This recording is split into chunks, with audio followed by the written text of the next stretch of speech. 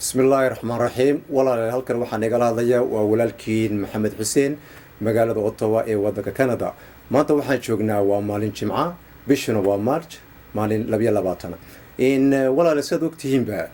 horta waxaan halkan hambalyo ugu dareynaa in walaalihiin sheekhaanta walaalihiin kale siyaasadda ee maanta gabood ku xidhan yaan leenahay in waxa halkan geeyay waa xaq aad u dagaalamateen وظلمنا النجار كل كاسي دق يادو صوب حيسين ولا لين رجبوتنا دحيمانيسين دجال كينا هالكوب بلودن وكسي وديسين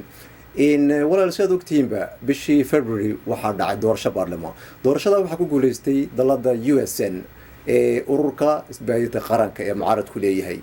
الشركة رجبوتو واحد صورة دجالين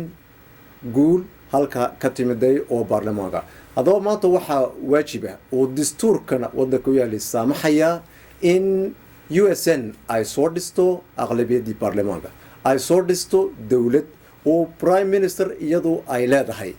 إن والدستور كدقيا كل كواحد لنا هاي سيدك دقة يا لورد سيدونا وحنا قاعد صندوننا ما توحى قدام بيا شعب كرير جبوتي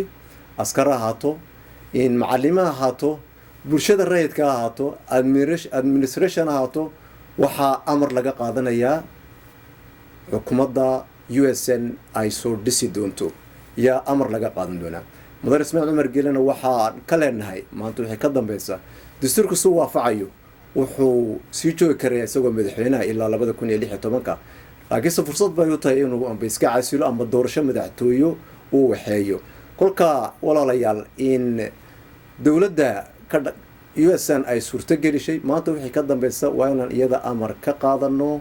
tu kali ma jirto waa tii shacabkuna uu suurto geliyay weeyaan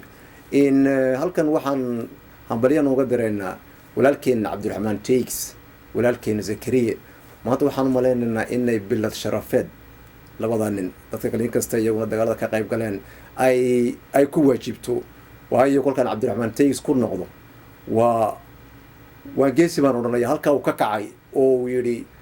xaqu halku joogo danta wadanku halka joogto iyaan istaagayaa walaalkeen Zakariyana hawsha haysata dhibaatada haysata boqolaalka qof oo maanta la eriyanayo oo dulmiga lagu sameynayo oo daafacayo waxaan leenahay waa hawl geesinimo waa firfircoonin waanu ku soo salaabana kula gargaareynaa baa leenahay in walaalayaal in way suurtagali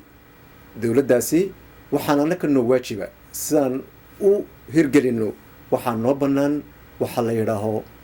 disobedience civil disobedience waa nabad bay ku dhisan tahay rabush maahin waa sidaan xaqeen ugu doodano hadday mudane Ismaaciil Cumar Geelo ka soo horjeesto dawladda iyo baarlamaanka USN soo dhisayso annagoo nabad ku dadaalayna waxeena